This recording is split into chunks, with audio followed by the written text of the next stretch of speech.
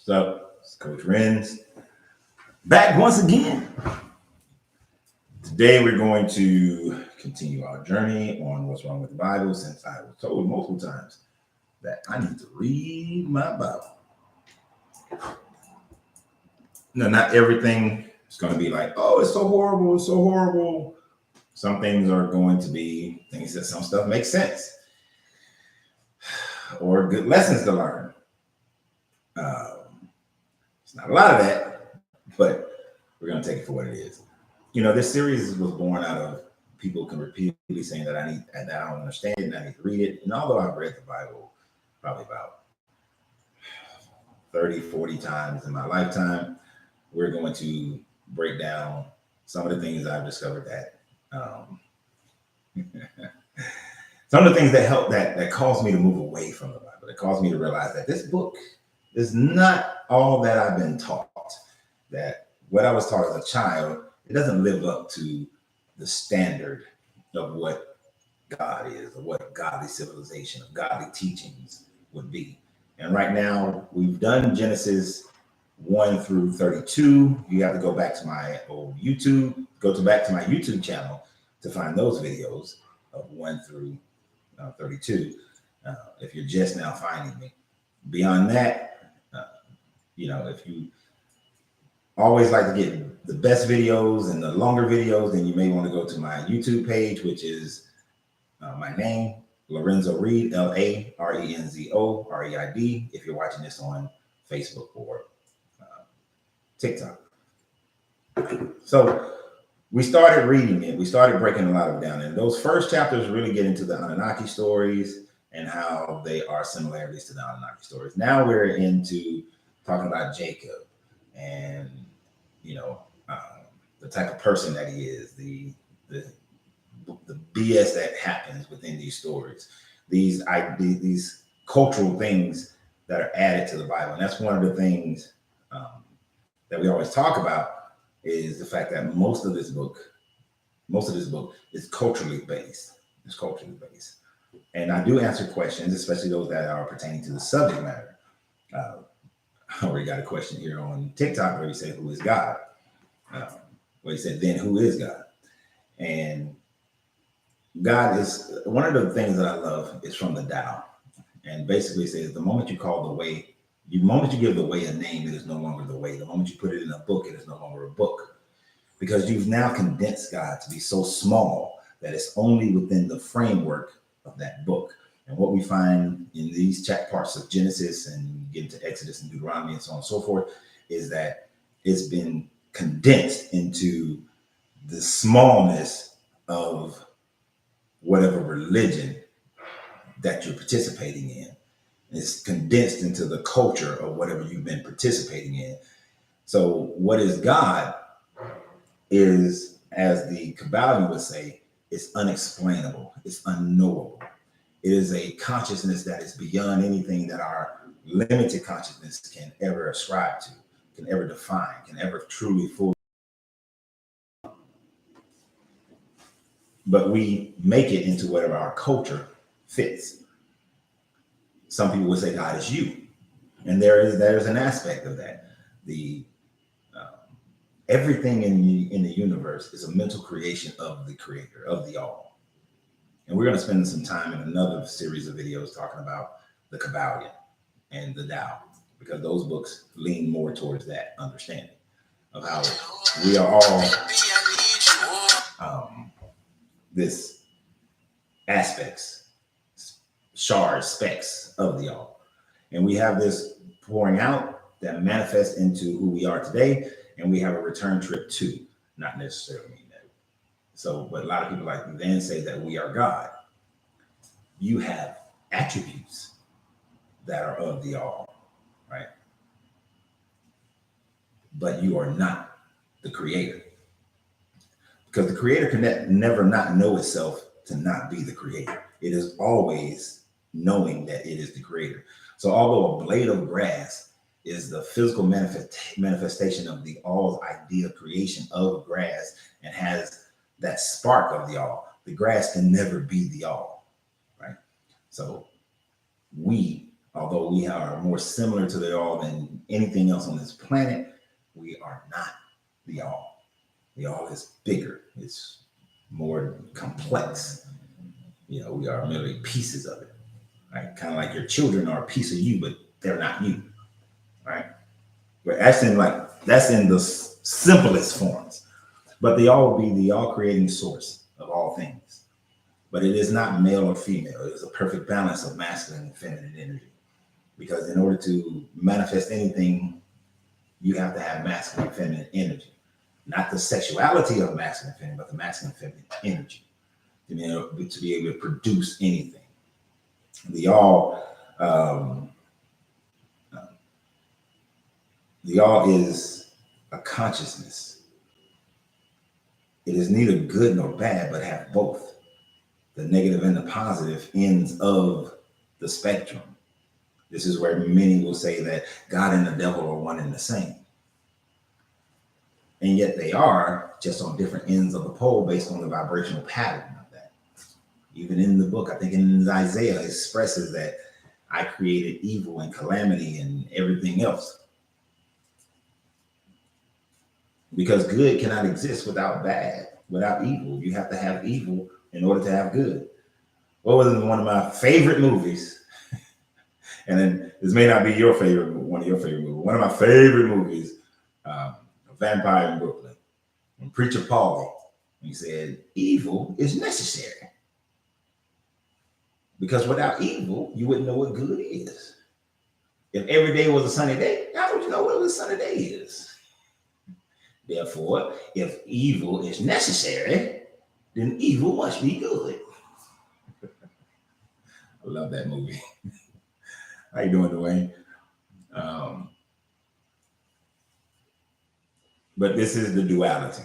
You cannot have good without evil. Therefore, you cannot have God without the devil. They exist on the same plane.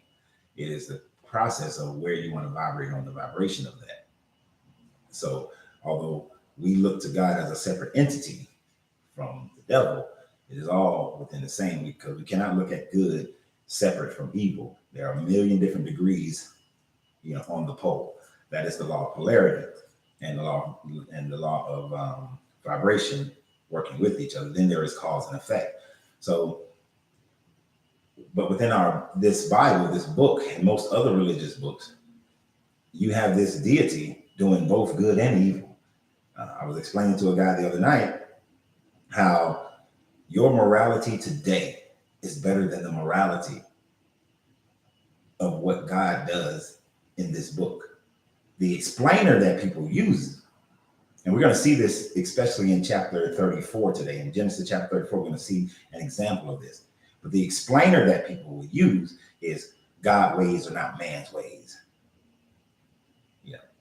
God is mysterious in all his ways, and there's it works out in the end. Well, if this is the case, you should be willing to worship Esau in Ephah. You should be able to worship Esau, because Esau is considered more of a trickster god to the Ephah people, an aspect of Odomai, because he's not a god, he's the aspect of the supreme deity. Then you should be willing to accept Esau. Am I saying Esau? Eshu, not Esau, Eshu. Eshu as God.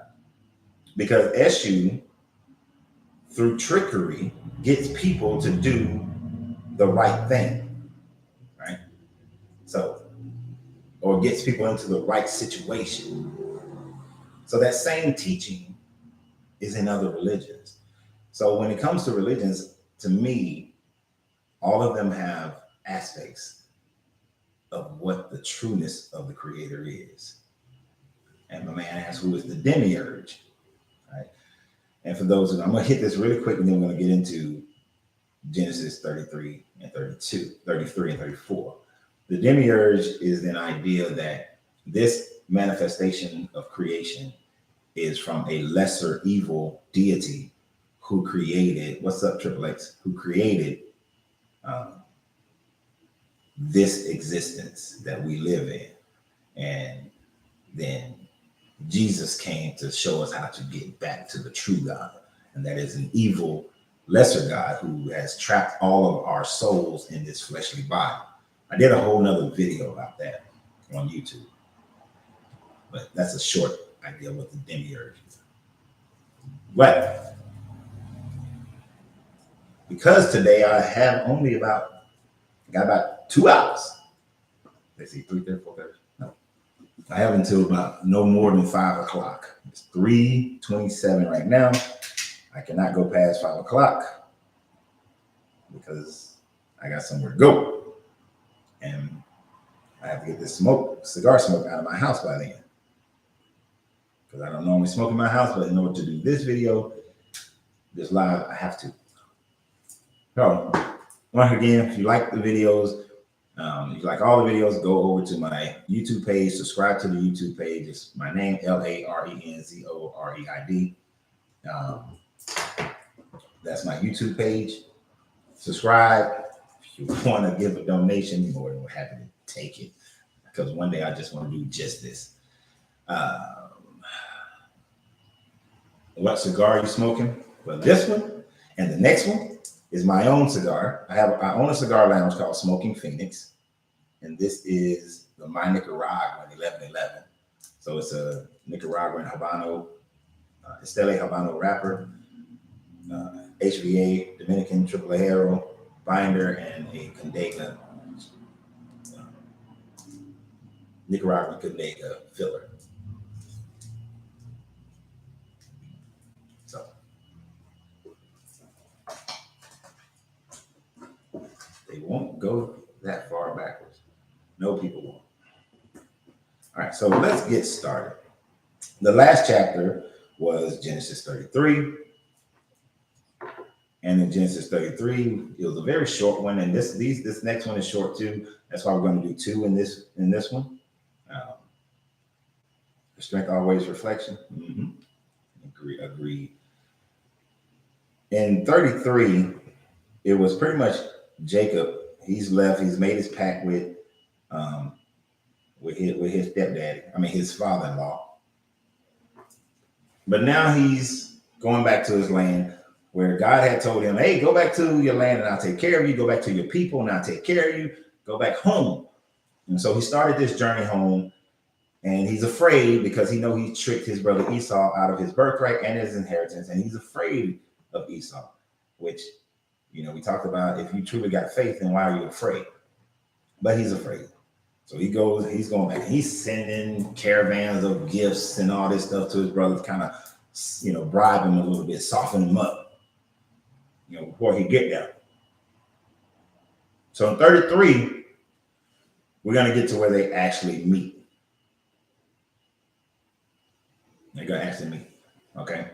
Hold some of the questions that don't pertain to what we're talking about. Hold those for after we finish these 2 chapters, and then we'll get into those. Like, do you in spirit world in your dreams? Do you visit the spirit world in your dreams, as well as other worlds?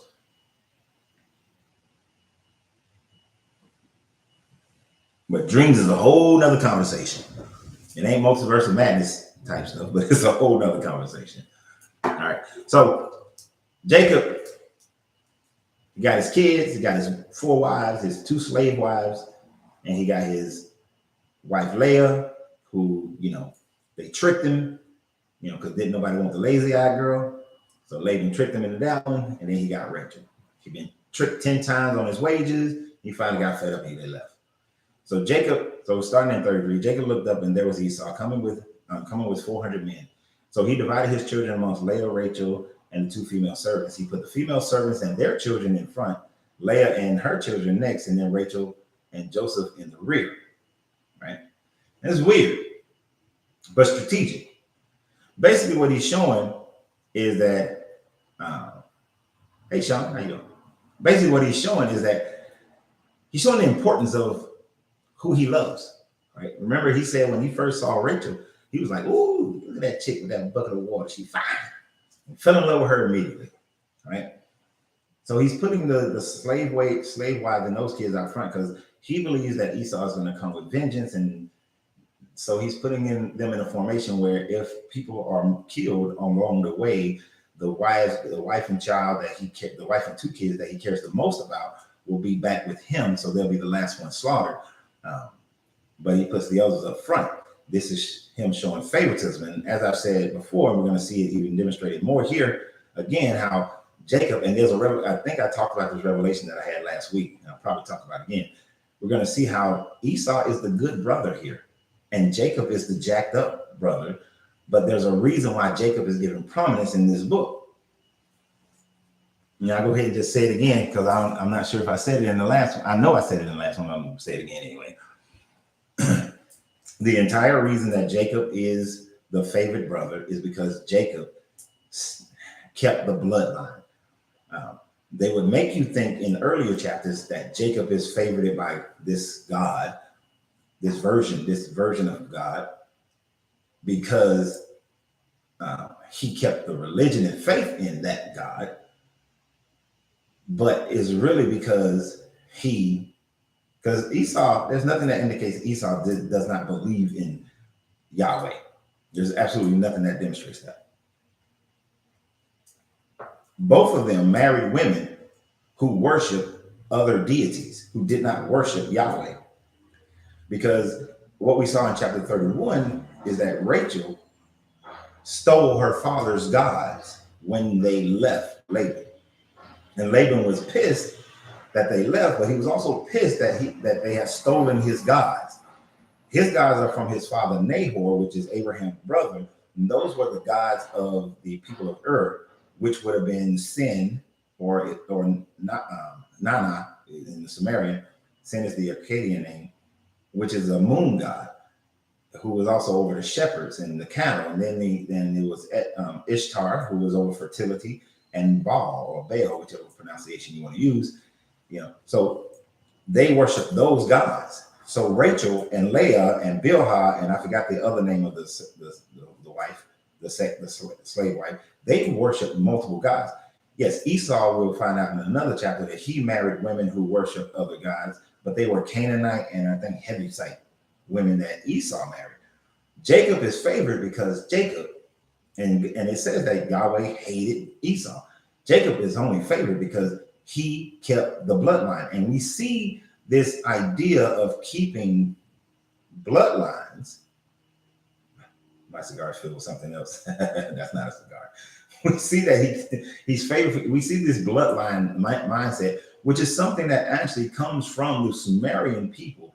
When Enlil and Enki, like Enlil, though the youngest, inherited the kingship after Anu because he was the bloodline from Anu and his sister, and Anu's sister. Whereas Enki was from the bloodline of a concubine. So even though Enki was first born, Enki couldn't get the inheritance. See what I'm saying? So even though Jacob got the inheritance through trickery, they're maintaining that the inheritance flows to the child that actually has the bloodline of incest, because Rachel and Leah are Jacob's cousins, where Esau married somebody from the Canaanite people and I believe the Hevite people. I'll have to go and look it up again. So that's what's most important. That's why we see things like Moses' mother is also his aunt, because they have this incestuous bloodline that they must keep. And even in our reality, because there's no proof that any of these people ever actually existed. In our reality,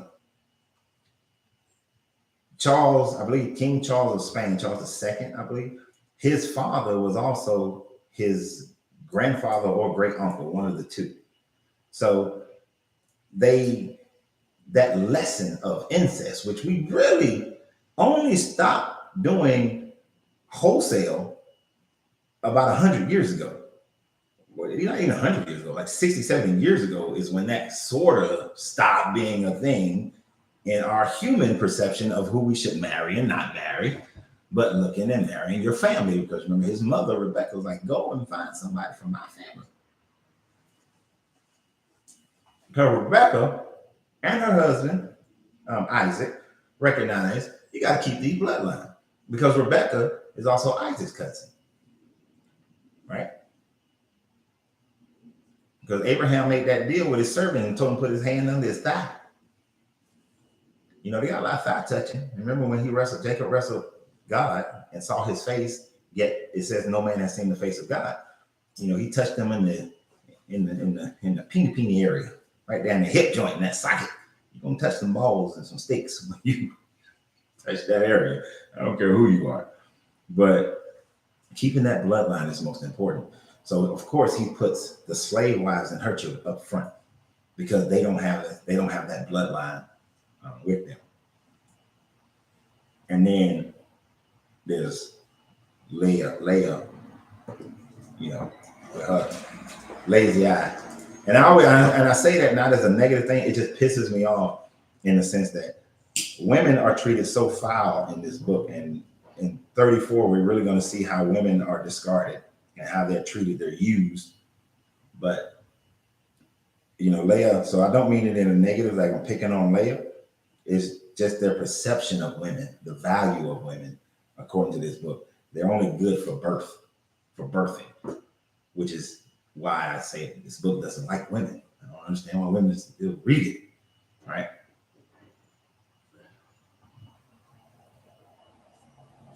So wouldn't the bloodline stay with whomever they, and doesn't the Bible and the bloodline pass it on to the father? Well, it depends on who you're talking to. When you look at Matthew and Mark, when it gives the lineage of Jesus, they claim that one of the lineages through Mary and the other lineage is through Joseph, which it wouldn't work if it was through Joseph. More Bible scholars today say that it's both are through Joseph, but they don't add up, they don't match up. There are people missing and people in the wrong places and all that sort of thing. But the bloodline does pass through the father in their time. This is why another reason why we have this masculine society where the woman takes on the man's name, because that's the bloodline. But if the bloodline is, if you do it with your cousin or your aunt or your sister, then it's like a more concrete bloodline, right? So we're showing that, this shows bloodline, but it also shows his favoritism. So he himself went on ahead and bowed down to the ground 7 times as he approached his brother. So he's bowing down to Esau because he's afraid of Esau. Do you think reincarnation is real? I do, but that's a whole long discussion. Because not in the way that the Buddhists say. You'll never come back as a piece of grass. You're too complex for that. Your consciousness is too complex to be a butterfly. But Esau ran to meet Jacob and embraced him. He threw his arms around his neck and kissed him, and they wept. Then Esau looked up and saw the women and the children. Who are these who are these with you? He asked. And Jacob answered, these are the children God has graciously given to your servant. So right there we see Esau is a forgiving brother. Esau is once again the good guy. He's not holding no one to malice. He stayed home. He took care of mom and daddy. He built up his flocks. He got an army of 400 dudes. And back then, 400 people is an army, So he is the good guy, but he married somebody who wasn't a cousin. I'm just trying to read questions as I go, make sure I don't miss something that pertains to what we're talking about. Once upon a time, I always tell my wife, why do they take the book so close to chest, I think, as you say, as I read this book, it really hates women sometimes. Exactly, it does hate women sometimes. And he says it's made by a bunch of gay dudes. But yeah, it hates the women. So Esau is the good guy. Again, forgiving his brother right off the rip. No malice at all. That shit happened in the past. We're going to keep it moving. You my brother. You came back home. We good. But we're going to see Jacob is not a good brother ever. He's like that family member that you need to really love with a 10-foot pole because that joker just can't get right. Like that's what Jacob's name should be. Instead of calling him Israel, we should call him can't get right. Then the female servants and their children approached and bowed down. Next, Leah and her children came and bowed down. Last all came Joseph and Rachel, and they too bowed down.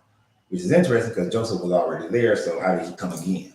Did he go back and get him and come back? But hey, minor thing, but just poor writing. Right? And I think these writers are also looking to build up drama in the narrative in the way that they wrote some of these things.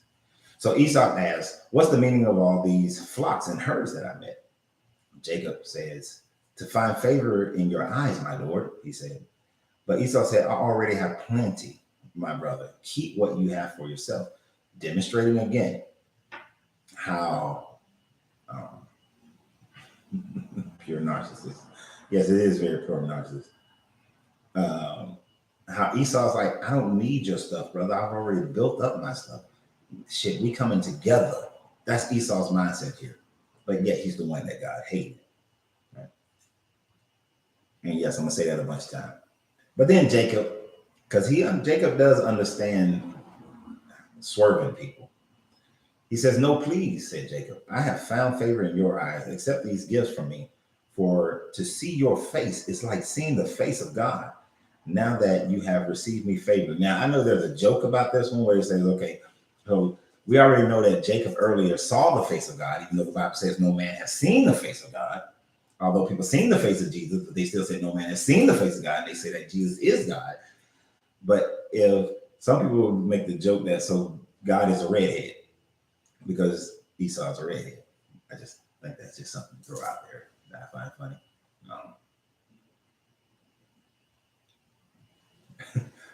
But, you know, he's trying to make sure, no, man, let me give you something. I want to be able to say I gave you something. So he says, please accept these presents that was bought to you. For God has been gracious to me and I have all I need.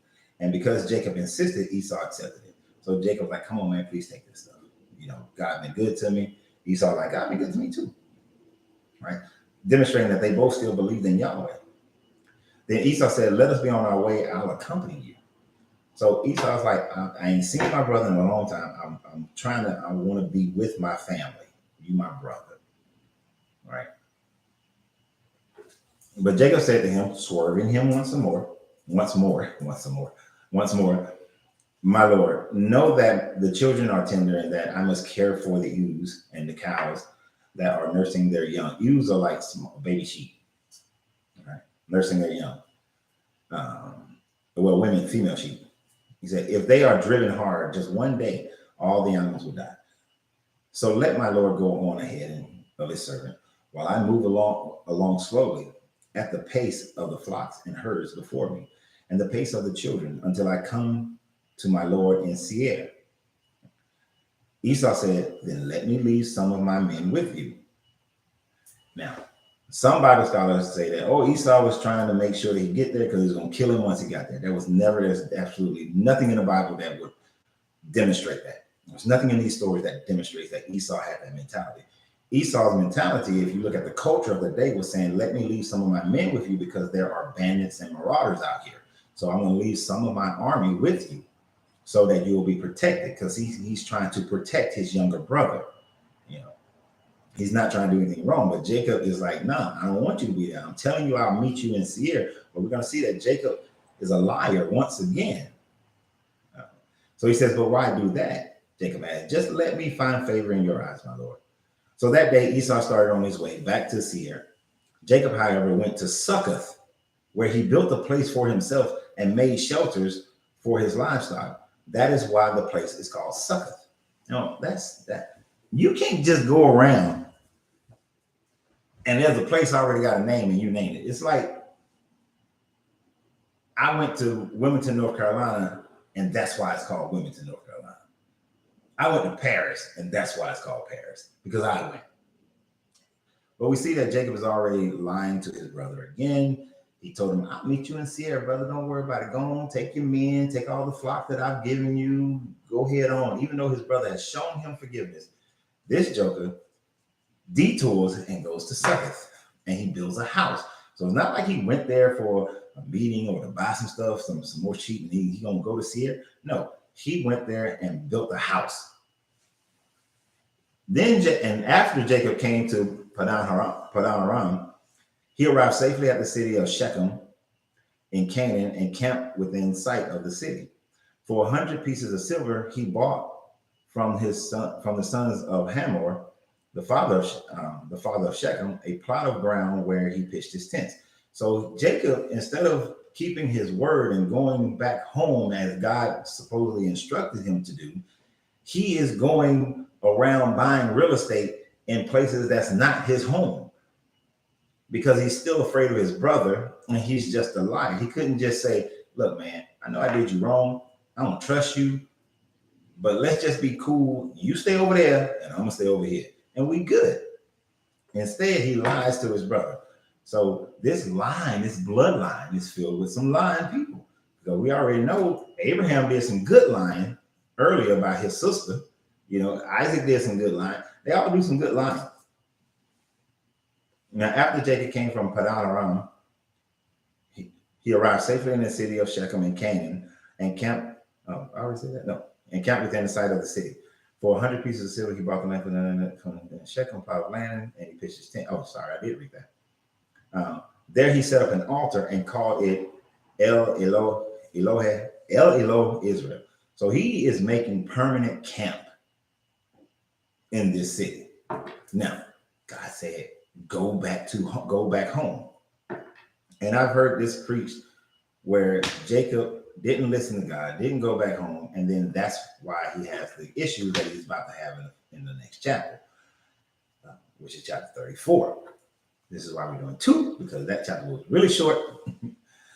But now I told you guys how God doesn't really like women, and if a woman ever is named in this book, then there is always a specific reason why she is named. They'll name some other men, and they ain't got nothing to do with nothing. But women, unless the woman is about to do something terrible, or the woman something terrible about to happen to her, or she has a baby, she has no reason to be named, especially in this Old Testament. And earlier, they did say that, oh, and he had a daughter named Dana. That's the only daughter that was ever named of Jacob. Now, he possibly had other daughters, according to this story, but this is the only one that was named. So, but when they forgot about it, because when they was crossing over a river, he said he took his wives, his slave wives, his 2 wives, sister wives, who were his cousins, and his sons, but then didn't mention that he took his daughter because she wasn't important at the time. Right? Doesn't have time. How do you find the source of your dreams? Voodoo, BM, the source of your dream are you. And they're you. How they're interpreted is you. It's based on you, your life. So they don't come from God or the devil, it's just you, which you are both. Now Dana, so we're going to mention Dana. She only has one purpose in this part.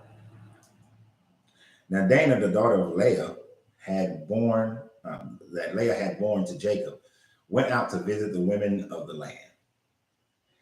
Okay, I'm gonna tell y'all something about this in a minute. When Shechem's sons of Hamor, the Hivite, the ruler of the area, saw her, he took her and raped her. His heart was driven. His heart was drawn to Dana's daughter of Jacob. He loved the young woman and spoke tenderly to her. And Shechem said to his father Hamor, get this girl as my wife. I want y'all to think about that. Think about what this book just said. Think about it. Just say. When Shechem's son of Hamor, the Hivite, the ruler of area, saw her, he took her and raped her. Now, I've seen some sects in the Hebrew Israelites who claim that he didn't rape her, that rape, when they said rape here, they meant that those two they fornicated and they just had sex out of wedlock. The problem with that understanding is twofold. One, fornicating, if you actually look up the Greek word fornicating, and not our modern day version of the Greek word fornicating, but what it actually meant back in the day, in the days of the Romans, fornicating meant to have sex with other boys, with young boys. It didn't mean to have sex outside of wedlock.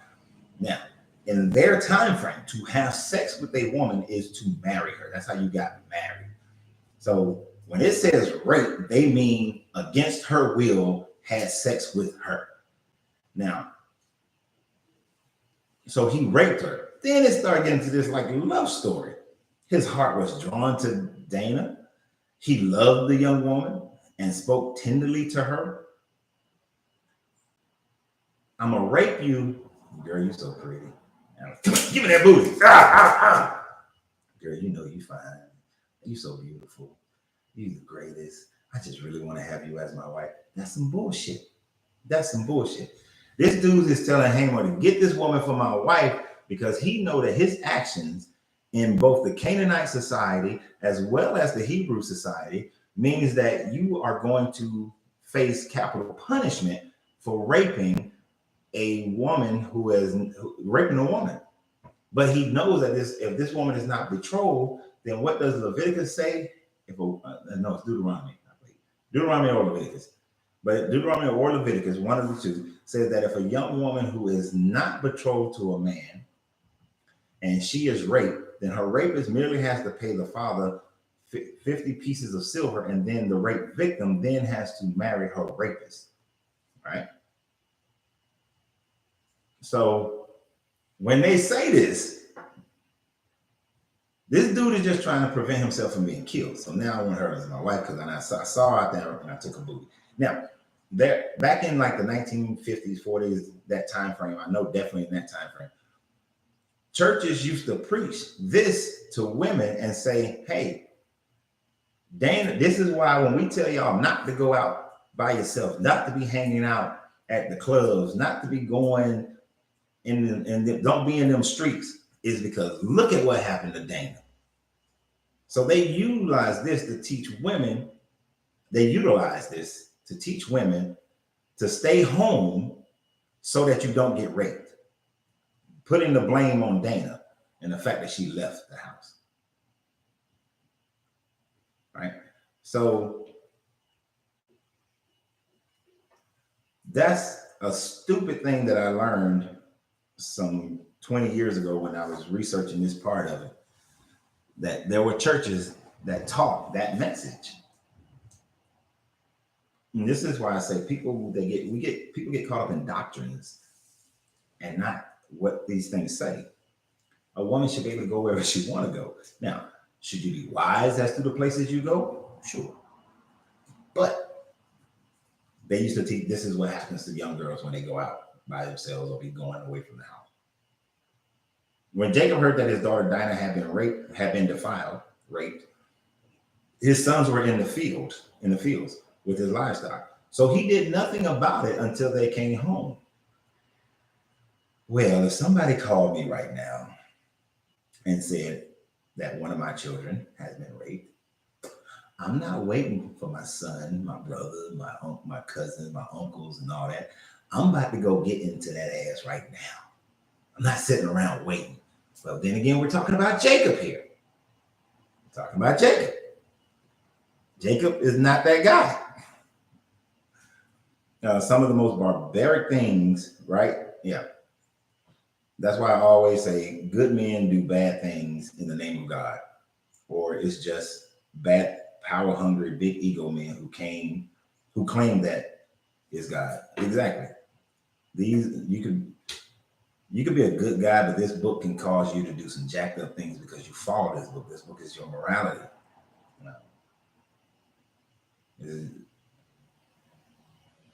So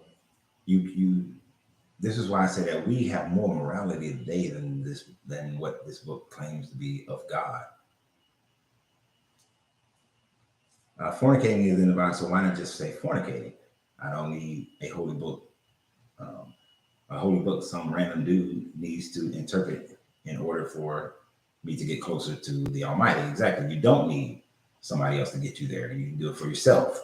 But they'll throw that "don't lean to your own understanding" mess out there. Well, whose understanding am I supposed to lean to? Oh, lean to the pastor's understanding, the doctrine of old people who lived in cultures that are repugnant to how we live in our culture today, things that they allow, we would never allow.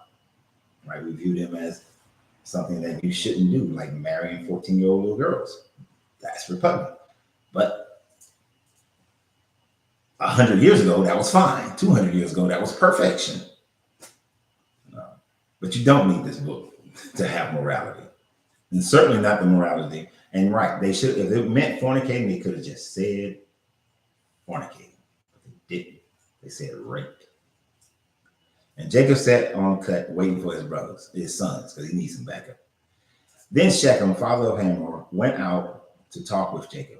Meanwhile, Jacob's son had come in from the field, and as soon as they heard what had happened, they were shocked and furious because Shechem had done an outrageous thing in Israel by sleeping with Jacob's daughter, a thing that should not be, that should not be done. So at least the brothers showed that they were pissed off right off the rip, whereas the father was like, shit, let me wait till my boys get home, get my boys together. But Hamor said to them, my son Shechem has his heart set on your daughter. Please give her to him as a wife. You see the value of women? The woman doesn't get a choice in this matter. It is, my son raped her. He likes her though.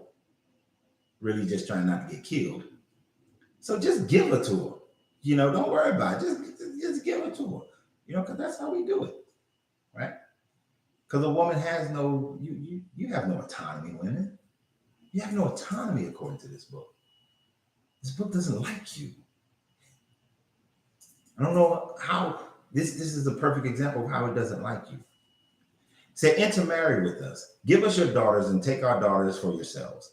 Again, the daughters have no decision in this. You can settle among us. The land is open to you. Live in it, trade in it, and acquire property in it. You see, they're equating women and marriage to money. Right off the bat, marriage and money. That's all it means. And that's all the value that women have. Whether you are a Canaanite woman or you are a Hebrew woman, it did not matter. It is all about that dollar bill. Then Shechem said to Dinah's father and brothers, let me find favor in your eyes, and I will give you whatever you ask. Make the price for the bride and the gift I am to bring as great as you like, and I will pay whatever you ask. Only give me the young women as my wife. And so, again, it's all about that money. And he's willing to pay any price. This reminds me of how rich people pay to make sure their sons didn't get drafted into wars, or they pay their way out of things. It's all about money in this book. Right? Because their sister Dana had been defiled, Jacob's sons replied deceitfully as they spoke to Shechem and his father Hamor. Of course they do. That's what they learned it from their dad. They said to them, we can't do such a thing. We can't give our sister to men who is not circumcised. And honestly, this is going to be some sweet, sweet, sweet serving of some Sun Tzu Art of War stuff right here, right? Who is not circumcised. That will be a disgrace to us. We will enter into an agreement with you on one condition only, that you become like us by circumcising all your males. Then we will give you our daughters and take your daughters for ourselves. We'll settle among you and become one people with you. But if you will not agree to be circumcised, we will take our sister and go. Now, at this point, they say they'll take their sister and go, but my dude ain't believing that. Harry ain't gonna believe that nonsense. He know you about to, he know you about to pull a swerve on him. But they said that if y'all go and cut off the foreskin off your penises and become like us, then we'll do the female sex slave trade. We can do the female sex slave trade if y'all cut them penises off, right? But these brothers are mad, they're furious, and we're going to see how that plays itself out. Their proposal seemed good to Hamor and his son Shechem. The young man, who was the most honorable of all his father's family, lost no time in doing what he said because he was delighted with Jacob's daughter after he raped her, right?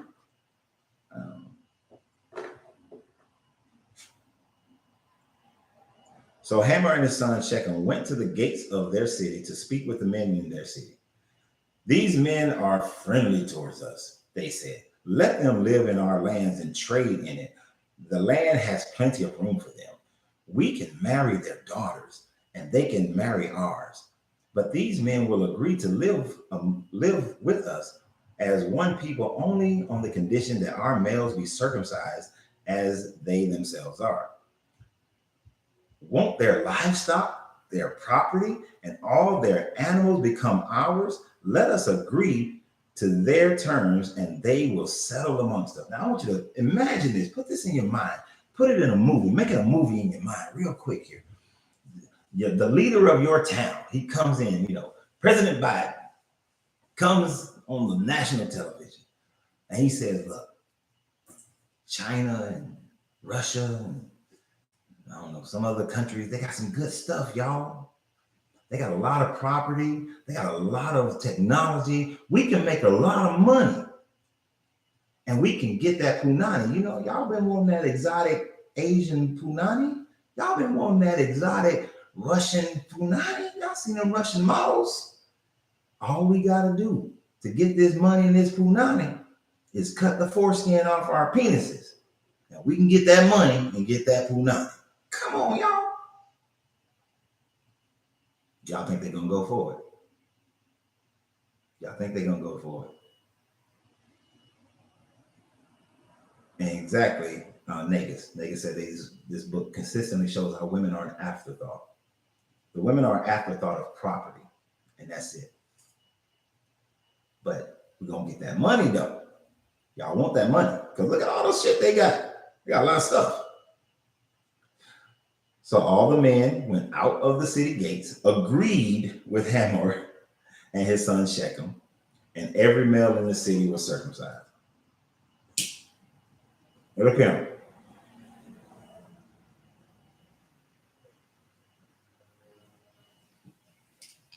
If I don't believe in circumcision, I don't know if some money and some punani is worth me getting it cut off. And the thing about it is that I grew up believing that the Hebrews were the first people to do circumcisions. But when you actually research history and other cultures, you find out that higher elites in Egypt practiced circumcision. Some of the Phoenicians, not all of them, most of them didn't practice circumcision. The Babylonians practiced circumcision. There were many other cultures in the Levant and in that whole Near East that did circumcision. So it wasn't something that only Hebrew people did. That's what I thought growing up. But I learned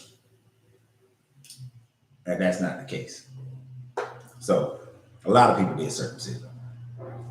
So it would have been too foreign for them, too much of a stretch to get circumcised, right? But they doing it not because of a belief in a deity, they doing it for money and for punani, right? So they all went and got circumcised to get this punani and get that money. But then 3 days later, while all of them were still in pain, two of Jacob's sons, Simeon and Levi, Dana's brothers, took their swords and attacked the unsuspecting city, killing every male. When I told y'all that they got some Sun Tzu Art of War stuff, think about it, put it in your mind. They all got their foreskins chopped off. They hurting. They're in pain. The ladies on here, you may not understand it, but as a man, when you get that, if your ping hurting, I was today years old when I found out about circumcision. Shundale, boy, you crazy. If your ping hurting and you got to go fight a battle, you ain't at your best. You ain't got your mobility. You know what I'm saying? You're a pretty easy target. But it said that they had some trickery earlier. It said they was deceitful earlier in what they was about to say. And so them suggesting the circumcision was to make sure that their army, that their men were not at full potential so that they can defeat them more easily.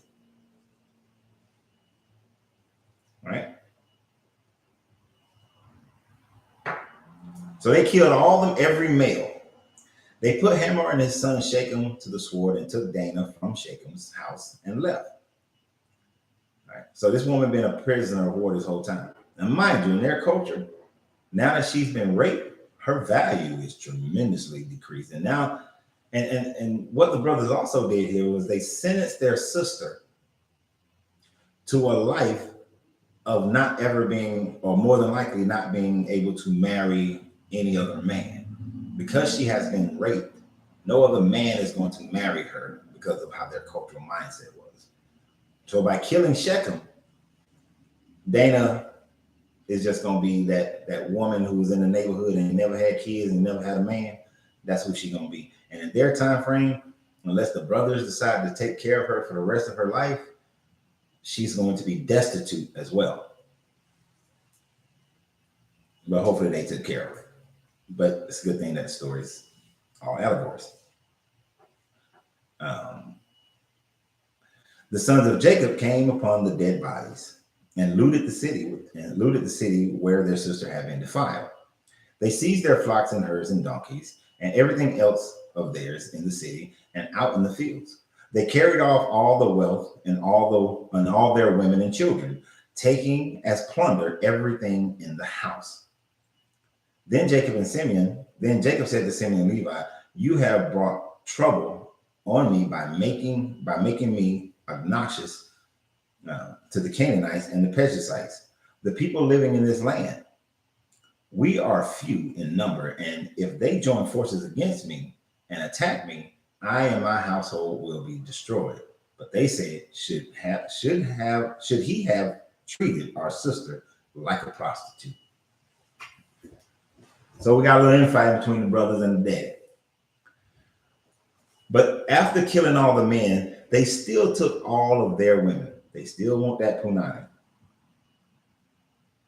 And they didn't have anesthesia.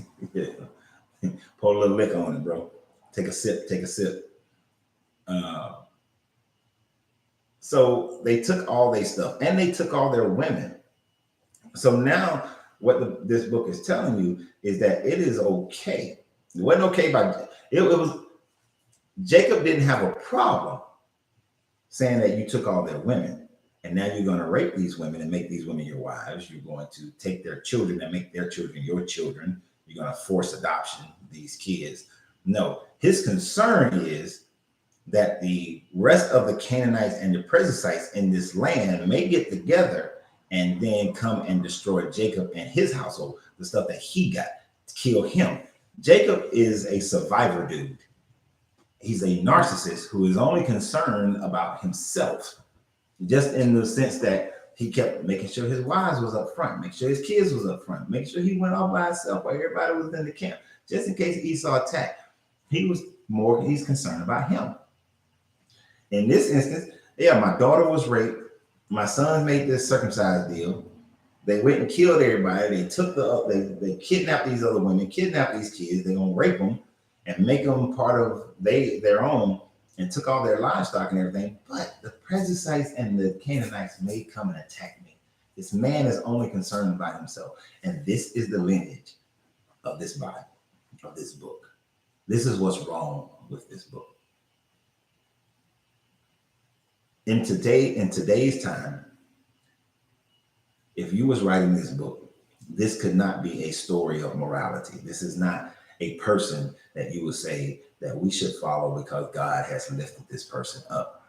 We would say this is a terrible person. We would put them in the league of the Osama bin Ladens, the Putins, the Idi Amins. We would put this person in those categories.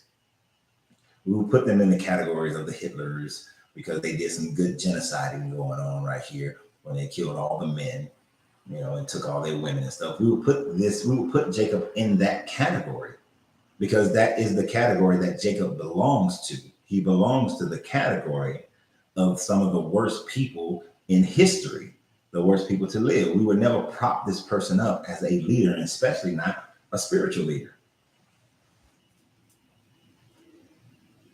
Catholic dude, priest, has sex with young boys, we want them out. We don't want them around anybody else. Pastor steal the money, commits adultery with a bunch of women. Well, when guy Eddie Long was accused of, and looks like he had gay relationships with some boys who of age but still young and impressionable. We put them out the pasture, so we should. But yet, I believe in the God of Abraham, Isaac, and Jacob, even though Jacob's name is supposed to be Israel, but I guess the writers forgot that his name's supposed to be Israel. We put them up there. Our morality today is far greater. Dana's only purpose for being named in this book is because she was going to be raped. Right? And yes, like Triple X said, God told them to do it. And then they get to go out there and do as they please. Build temples, get land, receive the inheritance. You know, a man earlier asked, then what is God? If this God was real, maybe this is why the promise of Abraham has never been fulfilled. That his lineage would be more than the seas and the stars, the sand on the seas and the stars, that he would inherit all this land and all this kind of stuff. Maybe that's why it's never been fulfilled. Because these jokers are jacked up. These are messed up people. These are messed up people. But, they mad because he treated their sister like that. But really, they was out to get that money and get some other women. And this book is all about money and punani. Power is what this book teaches. How to get power through the most atrocious ways. Right? Abraham got all his wealth because he prostituted his wife. Right? That's the only way they get money. They go and they have incest and they get money. They get tricked and then they run off. They trick people out of their birthrights. They get money. They see a situation where their sister is raped and they see it as an opportunity to go get some money and get some women. It's all the same story over and over again. Okay. So we're going to get into some questions. I got about 15, 20 minutes. Maybe, no, I can go till 5. I can go till 5. Then I got 30 minutes to clean my house out. So my guy on Facebook, Mr. Rattler, says that rape is punished by death in the Bible. Stop lying. That is relative, sir. It depends on what type of rape. You see, this is why people got to read the whole book and not just get a little bit and get stuck right there. Yes, if a man rapes a woman who is, you shall not be a prostate. This is biblical. Okay. Before you say something again, let me finish. If a man were to rape a woman who is married and she does not scream out, then the man is to be killed. And that's if they happen inside the city. If it happens outside the city, and she does scream out, then the man is killed. If she does scream out, if she doesn't scream out, both of them are to be killed. If she doesn't scream out, then both of them are killed. But if she does scream out, then only the man is killed. If he rapes her outside the city, then the man is to be killed. But your Bible before that says if a man rapes a girl who is not betrothed to another man, he only has to pay the father 50 pieces of silver, and then the rape victim has to marry her rapist and give children to him, and that man can never divorce her. Don't pick the part you like. Get the whole thing. So you can say I'm lying if you only want to look at that one part. But if you look at the whole thing, there are different situations where you can rape a woman. It's not punishable by death, right? In this chapter we just read, Shechem raped Dana. They made a deal, and the brothers swerved them, but they were willing. If they cut off their foreskins, they're supposed to stay there. You got to read the whole book. You got to read the whole book, my dude. Not just the part that you like or that fits your narrative. There are no half truths in the Bible. In the Bible, Okay, so you just didn't hear nothing I said, so we good. You know, you do you. It depends on which side you're on. If you're on God's side, then it ain't considered rape. Exactly. Exactly. Hell, for all intents and purposes, Mary didn't give permission for no Holy Spirit to come and rape her. Shit just happened. They killed them because they killed them because they wanted that money. But again, sir, go read the part that talks about paying the father 50 pieces of silver and then come back to me with that. Rape is not punishable by death in every situation. And consider this. When the tribe of Benjamin had genocided this other group, I forgot the group that they genocided, and they only had 400 wives. Then they told them to hide out in the woods, wait till these women come out for this festival, snatch up these women, and then go make them your wives. And then when the other tribe came out and said, hey, man, what the hell you did? The other tribe said, nah, man, no. Let them have them wives because they ain't got that many. They didn't have enough wives. They raped these women. And they were convinced, don't worry about it. All right. All the times during the Exodus, when we get to the Exodus, they told them, go kill all the men, kill all the old men, kill all the women who's known a man, kill all the young boys. But the young girls who have not known a man, take them and keep them as your wives. That's rape. So you say learn the basic Bible. I say learn the Bible because you don't know it. People claim that I don't know this book. And that's why we're going through this book. Because most people have never read this. Most people who believe in this book have never read it. They've never studied it. Even those who have read it have never studied it to understand the true meanings of these things and refuse to admit it. Right? They sent their daughters out to find husbands, not to be. Okay, my dude. Let's go back up. You say they sent their daughters out to find husbands. Chapter 34 starts out. Now Dinah, the daughter of Leah, had born to Jacob, went out to visit the women of the land. She was not going to find a husband. She went to visit the other women of the land.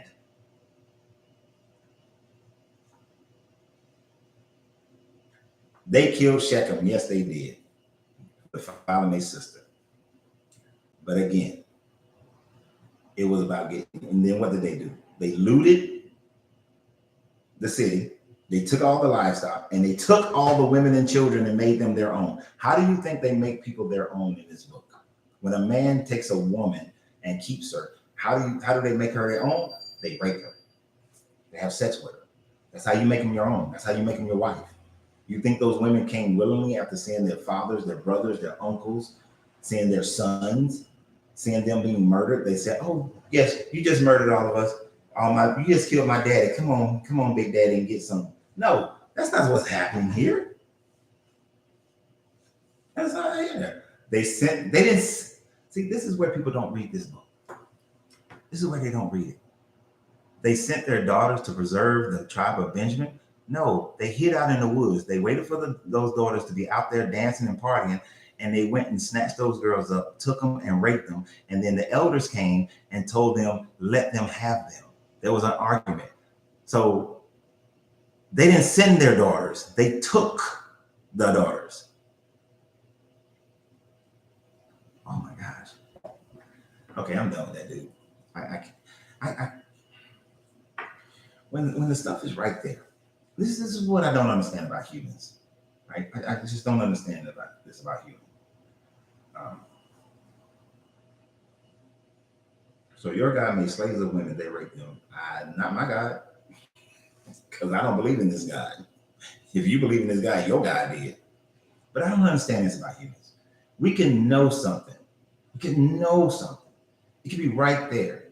But that cognitive dissonance, that desire that my narrative must be true, that I can't think outside of that, that if something differs from what I've been taught, that it interferes with my spirituality. When the opposite should be, hey, I was believing this book, but now I see that this book is filled with some jacked up shit.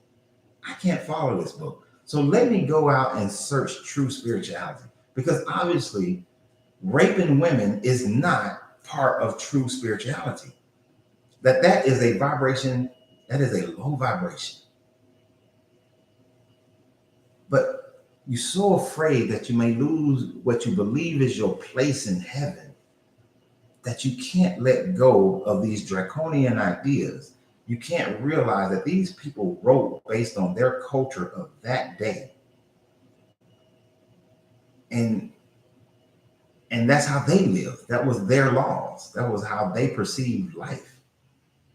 Knowing good and well today, none of that would be acceptable.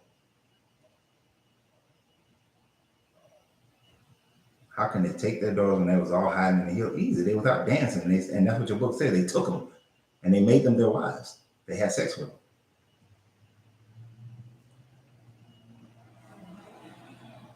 But moving on, this is why I was talking to a lady in my popcorn shop a couple of days ago, and she was telling me that her son quit seminary 3 times. But because the parents pressured him about the money that they had spent for him to be in seminary, he's graduating, should be graduating like now, or it happened this week. Because this boy was studying this book at the seminary and realized how jacked up the book was. The book is.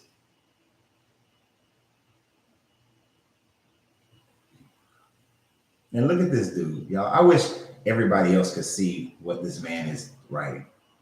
He's still trying to make excuses. There were not enough of Benjamin left to take women. They had just went and genocided one other tribe and took their women, but there were only 400 women. Now, just think about this. Think about this, Mr. Rattler. If they genocided a group, took 400 of that group's women, and there still weren't enough wives, that means that the Benjamin had at least 400 dudes who didn't have a wife. Now, there were other Benjamins of the tribe who had wives, but the ones who didn't, 400 of them now got wives from when they just took from one genocide. Then they went and stole somebody else's women. So to say they didn't have enough, and realize when Esau came out to meet Jacob, he had an army of 400 dudes. Back in those days, you didn't see armies of millions. There were 400 is an army. A huge army was when the Pharaoh in the 1400s BCE, when one of the pharaohs came and he said that he decimated the group of people called the Israelites. His army was 50,000. That was a huge army back then, 50,000. When I went to Desert Storm, the Mediterranean, the detachment of Marines and auxiliary and Navy, Marines and Navy was 50,000. And that ain't enough to destroy most. That ain't enough right now.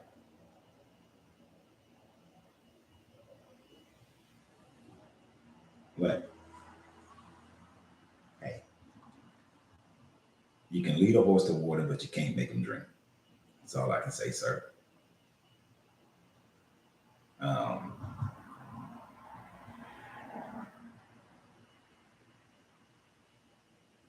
And I quote, the prince of the region saw her and raped her. Genesis 34, we just went through it, exactly.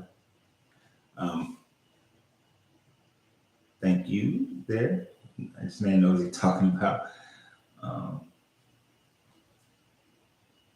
In the story of Sodom and Gomorrah, weren't the bar owners willing to give up their wives to the strange men to preserve Lot's life. Bar owners, no, Lot, yeah, Lot. Lot was willing to give up his daughters to be raped by the townsmen so that so that they wouldn't have sex with the angels. It's supposedly angels. So Lot was willing to give his daughters up to be raped. Later on in Judges, you have a repeat of that story where the guy gives up, I forgot the guy's name, I forgot the woman's name. He gives up his wife and a concubine to be raped. And they were raped so much so that they died. And they were dead the next morning. Then they chopped up the pieces of those women, sent them out to the 12 tribes, so that they can then fight and kill those people. So you kind of got a similarity going. It's like a sequel. It's like a reboot, rather, like a reboot of the story. So the value of women is very low as far as this book is concerned. They're plot devices. They're pieces of property. Hence why men could just give them away or they just sell them. Hagar was given to Abraham by his wife, her handservant. When Abraham went to Egypt and told everybody, "That's my sister," and the Pharaoh had sex with her, and he gave slaves to Abraham. Same thing when he went to, I forgot the name of the next city that he went to. They gave slaves to him. They give these people slaves, and women were pieces. They're just parts.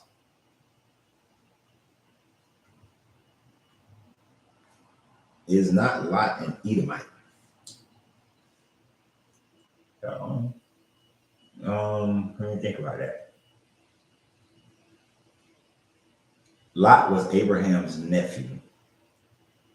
Edomites come from Esau's line.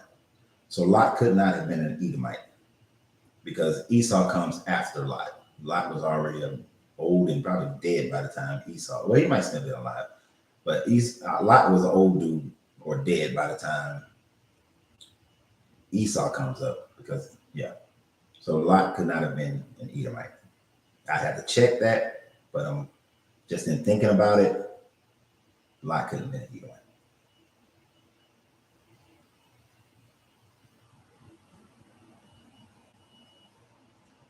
How you gonna say Lot was an Edomite?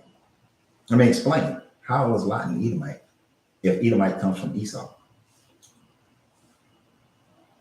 And what does that have to do with anything? Lot was found to be a good man for God, and let's save him. And then Lot went and had sex. Well, he didn't have sex with his daughters. His daughters had sex with him. They raped him while he was drunk, and then they produced children. But the Edomites come from Esau.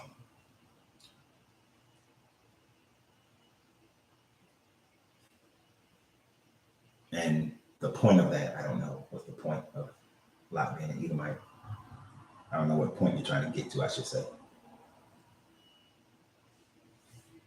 But yeah, Lot was just, hey, go have sex with my daughters. They've been betrothed to these young men, but to hell with that.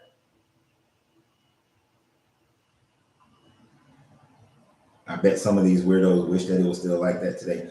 Some of them do. I can't put this on all of the Hebrew Israelites, but many of the ones that I've encountered, especially the ones that you see on the street corner yelling through microphones.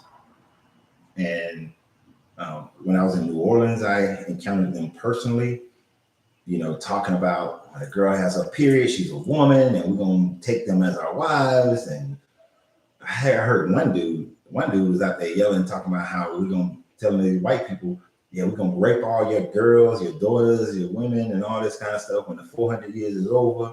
And those 400 years been over. They've been over. According to what you believe Deuteronomy says, even though I did a video about how the Deuteronomy, that chapter is not what they say it is. But I would agree. Some of these fake masculine dudes, and that's what I call them, fake masculines. They would love it if things were that way again. And when you see a lot of them, they treat their women that way. You know, they treat their women as if they're no more than property.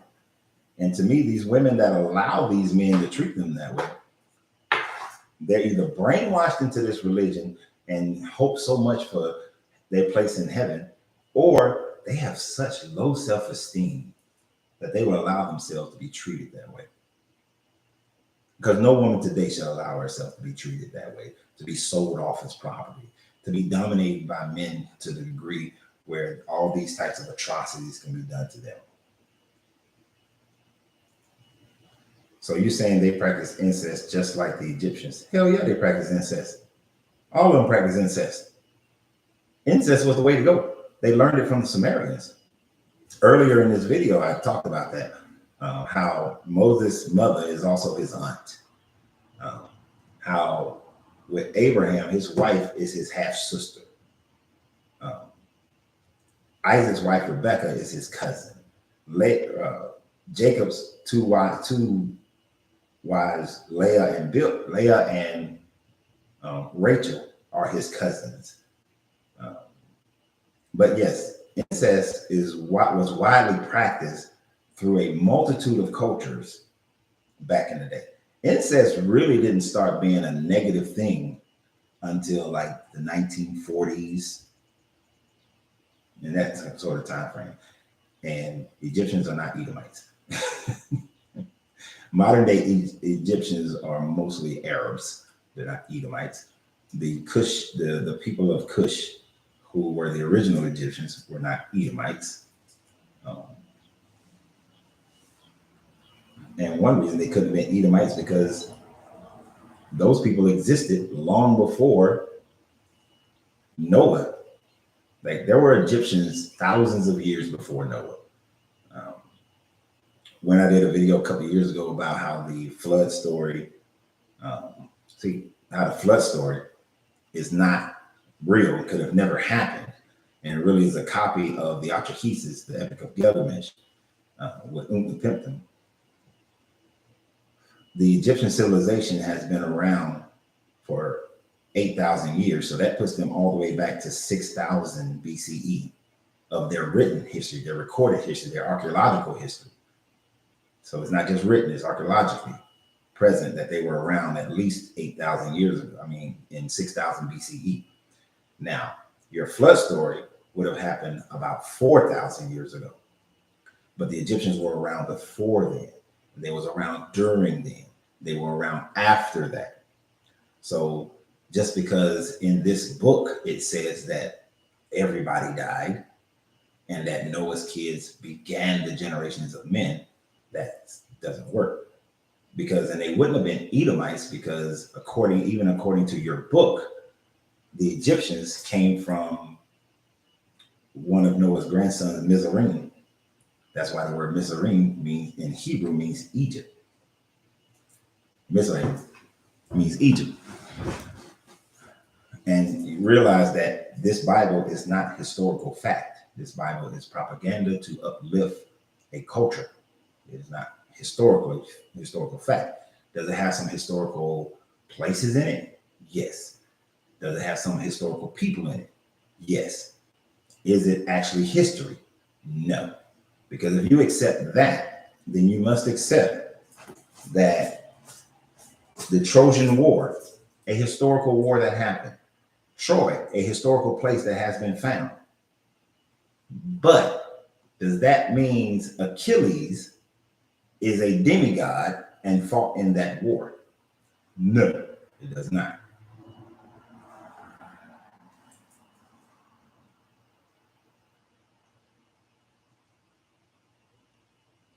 I saw somebody else just posted something on one of these. Do the Egyptian Book of the Dead mention enslaving Hebrews? Do any other culture speak of these so-called chosen people? Oh, I've read the Book of the Dead a few times. The Book of the Dead does not mention enslaving Hebrews or Israelites. None of the writings in Karnak, in Cairo, There's nothing in Egypt's history that talks about having Hebrew slaves. The only place that talks about having Hebrew slaves is the Bible, the Torah. It's the only place.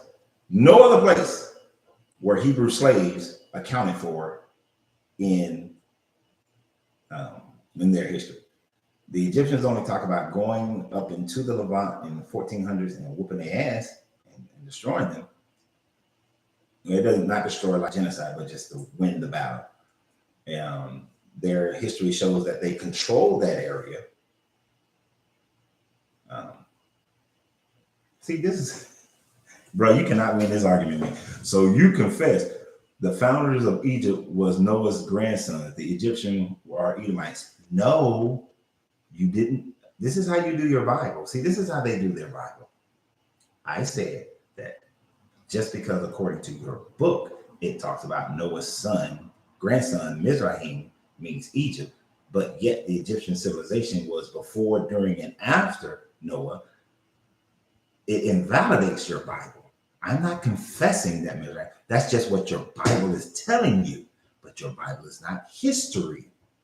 Because how can Mizraim be the progenitor of Egypt if Egypt existed, the people of Egypt existed before, during, and after your flood?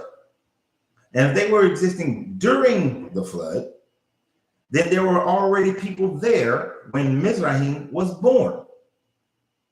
So no, the Egyptians are not from Mizraim.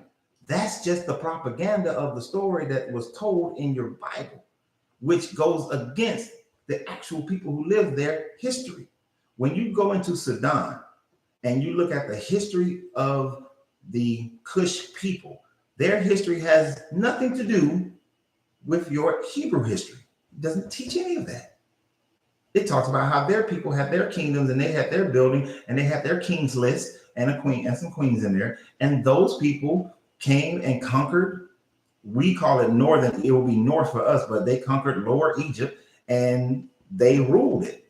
And then there's battles back and forth of who rules. Then they lose, then they win, then they lose, then they win. But there's never a break of wiping everybody out. These people were already there. So no, sir. I'm not confessing that Mizraim came from Noah's grandson. Okay, this is where you want to vilify a group of people to make yourself feel better, and that never wins. You will never grow as a spiritual being if you have to vilify another group in order for your spiritual growth to be present. You never will.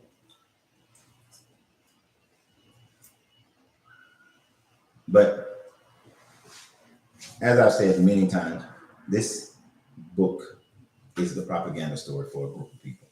Just in the same way, it was interesting for me. The first time I went to the Soviet, well, it was Russia then. It wasn't the Soviet Union anymore. But I saw an old history book that was written in the 1960s in Russia. According to them, America was the devil. It was horrible. It was a land where, the people were greedy and, well, they are, but it painted the Soviet Union as this righteous, great nation that will, free the world of all its iniquities. And America was the evil empire.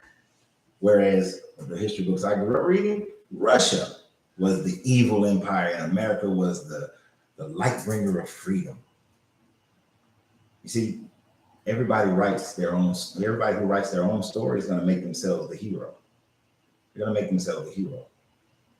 And of course, when these, and I'm guessing that this dude is a Hebrew Israelite.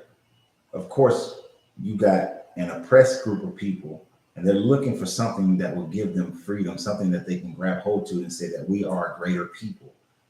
They can't look inside themselves and find that. They have to oppress someone else in order to say that they are greater. They have to deny the existence of the greatness of another group in order for themselves to feel better, instead of just being better and making themselves better. But no, we got to oppress other people. We got to look back in history and say that, well, y'all are not the real people, you know. And you walked away from more than likely Christianity to do this, but you holding on to Christianity. It kind of reminds me of the Exodus story. Because like in the Exodus story, when you look at it historically, in the time frame that they say it would have happened, which would have been in the late 1400s BCE, which it doesn't match up because Ramesses II was in like 1200 BCE.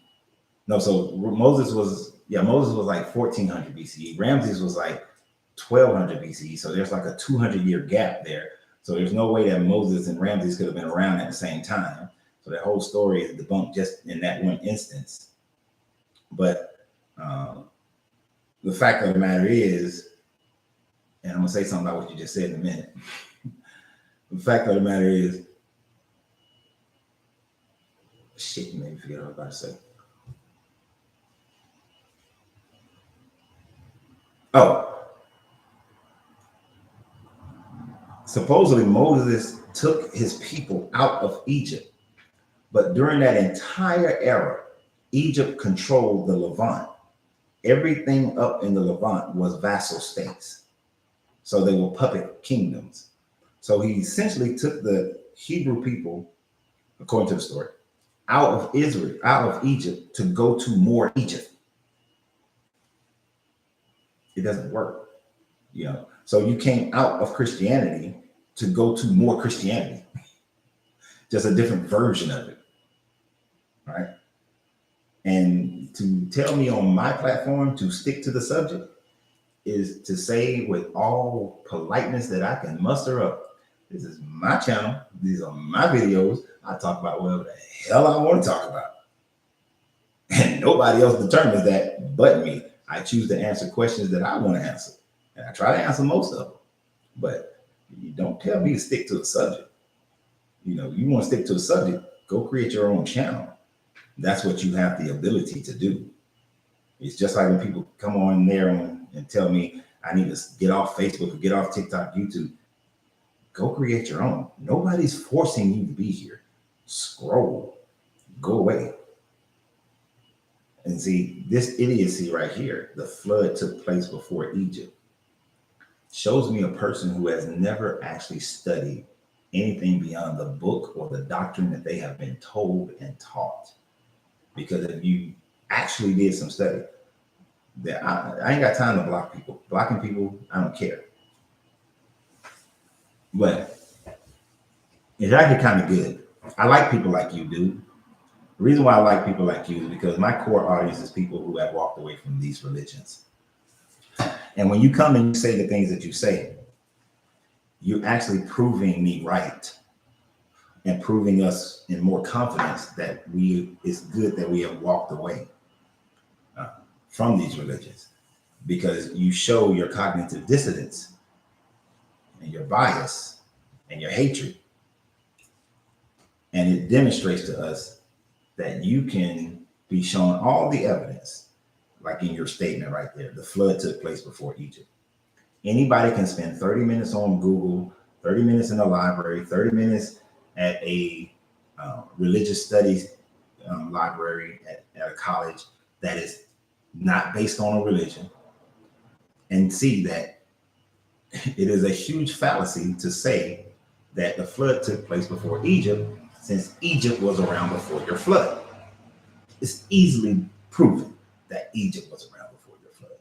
But you coming out and saying that says, damn, make people say, you know what? I'm glad I walked away from that religion, because that's some stupid shit right there.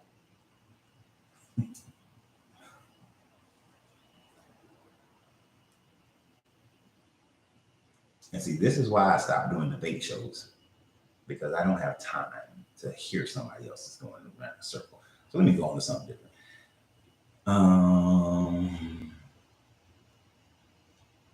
There's nothing wrong with being religious. Just understand and know that the books that are the blueprint of your faith are just that. It's not history or literal events.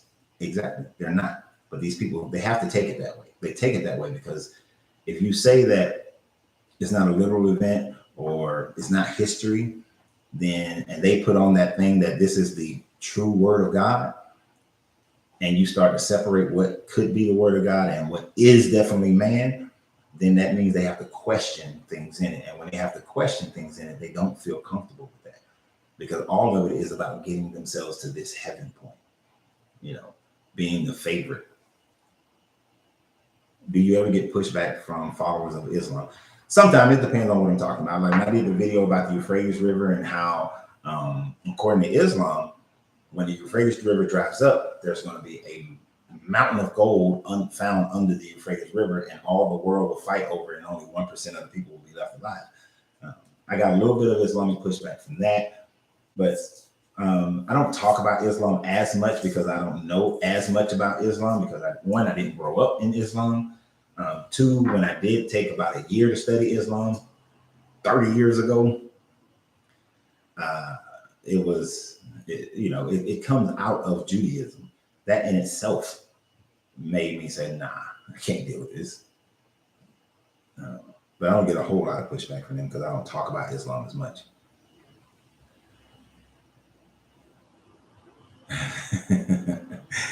Exactly, Triple X.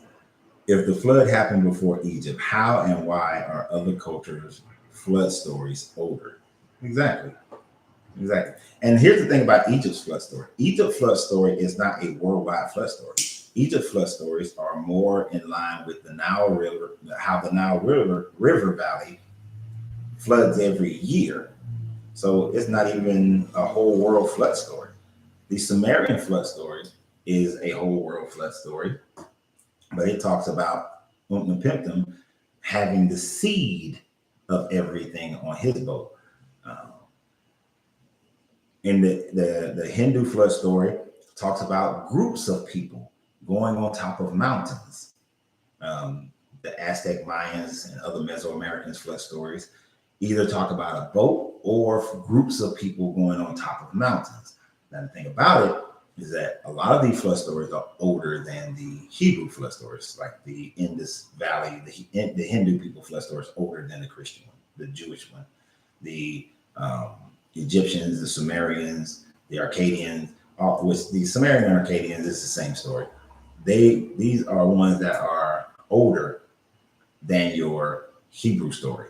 And one of the things that you can see, and scholastic people understand this, is that the Hebrew people came out of Babylonian captivity in 500s. And that is when they really started writing more. And then you get Hezekiah and Josiah, who really edited the book tremendously. And that's when they are telling these stories that they learned from the Babylonians, which is why the Sumerian, Akkadian, the Syrian, Babylonian stories have very similar things. Now, you have a lot of things that are different because you're talking about a story that was told over a 3,000 year period. And over 3,000 years, of course, you start to see variations of the story based on the different cultures who are retelling the stories at that time frame. Right. This joke is saying that's like saying Rome was here before the flood. Dude, go spend some time and study Egypt before you speak, because you sound foolish. Anybody can study. Look, the Minoans before, during, and after the flood. The Chinese dynasties before, during, and after the flood. The Mesoamericans before, during, and after the flood. I always want to say abolitionists, not the Aboriginals in Australia before, during, and after the flood. The Egyptians before, during, and after the flood. The Sumerians, the Akkadians, Babylonians before, during, and after the flood. It's just the Yoruba people before, during, and after the flood. There are other African cultures before, during, and after the flood. Their names change, of course, through time. But there are so many cultures around the world that are before, during, and after the flood. The people of Peru, the Incas, before, during, and after the flood. These people have been around. People have been on the planet and have stayed on the planet and stayed in their areas before, during, and after this flood. So, yeah, it is not like saying Rome was here before the flood. We know that Rome was not a civilizational culture until long after the flood, because the Romans were after the Greeks. But you know what? In a sense, the pre-ancient Romans were here before, during, and after the flood. They just weren't the Roman Empire, or weren't considered Rome. They were different tribes of people in the what we call now the Italian Peninsula before, during, and after the flood. The British tribes, the Druids, were before, during, and after the flood. Those people, there were people there, going by different names and different tribes of that time, but they were before, during, and after the flood. All of them have a tangible history that is before, during, and after the flood.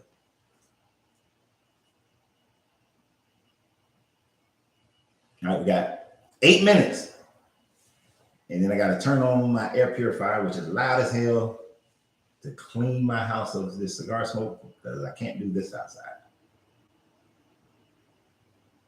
Any good questions or thoughts? Flood stories, firstly. If all the lands are separated, then how can all the lands and people draw? Then where did civilization come from? I'm not exactly sure I understand what you're saying, Jalen. Jonaline. Okay, I'm gonna call you Mr. Cook because I don't want to butcher your name. But it looks like Jonaline. Flood stories. Firstly, if all the lands are separated, which they were, then how can all the lands and people drawn? Then where did civilization come from? Now, if I'm answering you incorrectly, please just reword the question, because I don't know why it's just not clicking in my head what you're actually asking. I don't know if you're asking why do all of them have a flood story, or just where does civilization come from? Civilization, I really don't like that term, how it's used most of the time, because civilization, what if you have a tribe of people and y'all have a system of governing themselves, and it's 100 of y'all, you are a civilization. You are civilized. You're not just running around wild killing everything, or not running around like animals. So where does civilization come from? Nobody can pinpoint whether we like to say that Mesopotamia is the cradle of civilization, because Western civilization derives their understanding of civilization and their cultivation from Mesopotamia, which then becomes the whole Levant and Egypt and all of that. And so that's where Europe got their civilization from. But even if they're more modern civilization, what we would call ancient times. But if you go before that, there were tribes of people in Europe and Americas and everywhere else in the world, in Africa, that had cultures and civilization. You can't pinpoint it. The only thing you can pinpoint is where people first started, and you can say that is where civilization comes from, and that would have been in sub-Saharan Africa, where people first started. And we're talking 200,000 years ago, that there's evidence of people groups, and then those people groups migrated. A Chinese geneticist discovered that the Chinese people actually came out of East Africa about 125,000 years ago, based on genome mapping. So civilization depends on when you want to start on the calendar as to where civilization would have come from. Have you ever heard of Israel's new Messiah? Not necessarily, unless you're talking about, there's one rabbi that they're saying is the Messiah. But for Israel to have a Messiah, that Messiah has to be a militaristic political leader. That's why they don't accept Jesus, because their leader would be someone who leads them politically and militarily to freedom. But I'll go and research that and come back with a different another video.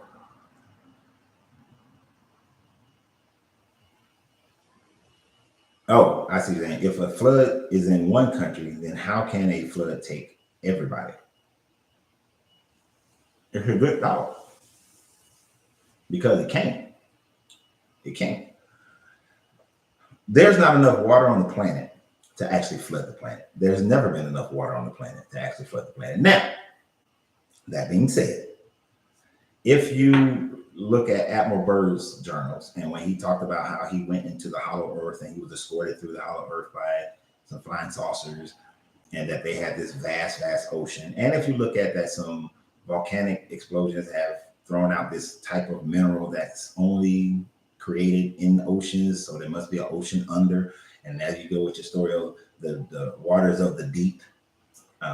But even the estimation of what that water would be is still enough. It's still not enough water to flood the entire planet. The other aspect of it is that none of these flood stories all happen at the same time. Plus, the geological record demonstrates that when areas have had floods, none of those floods happen in the same geological strata. So like, when I rode my motorcycle cross country, when we was going through New Mexico, and sometimes they didn't go over the top of the mountain or the hill, because that's called hill country out there. They'll cut through it. And when they cut through it, you can see the different stratas of rock where certain sediments, like if it flooded, there's a certain type of sediment that is in that strata of rock. And you can see all these different stratas. The stratas that demonstrate floods, you don't see those stratas all in the same line of in geology all over the world. They're all in different spaces. So the geological record doesn't demonstrate anywhere a worldwide flood. And then there are places on the planet. Oh shit, can't think of it. It was a lake. It's a lake called something. It's a lake, and there's a riverbed that demonstrates that there's never been a flood ever in the history of that lake area. I have to find that out again.